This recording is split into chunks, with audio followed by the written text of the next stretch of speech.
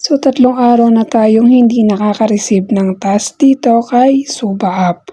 So, dahil may panibago siyang update.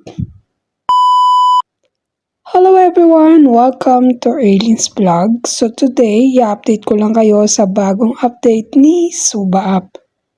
So, kung nakikita nyo, ilan na lang, pero si Suba ay papakawalan na rin natin dahil pangit ang update niya. So guys, isa po akong admin o isa po akong agent dito kay Suba App. Ayan, kung nakikita nyo dyan sa aking diamond, ay wala po akong nare-receive na task, 3 days na. Dahil sa update nila. Ayan.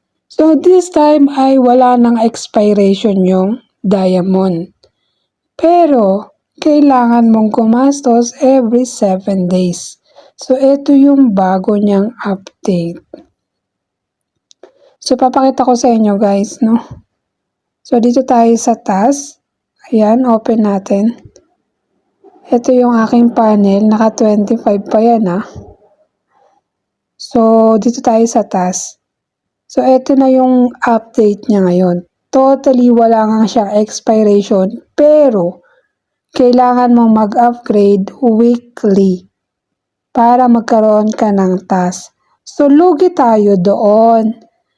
Kapag magte-trade ka, magre-recharge ka ng halos 200 something or 100 something para lang makapag-upgrade ka at makapag-task ka ng 1 to 40 per 2 hours, talo ka dyan. So, Suba, ang pangit ng update mo.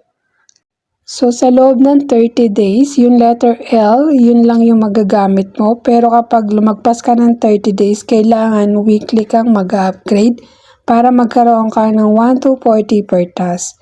So, yan po yung panibagong update ni Suba App.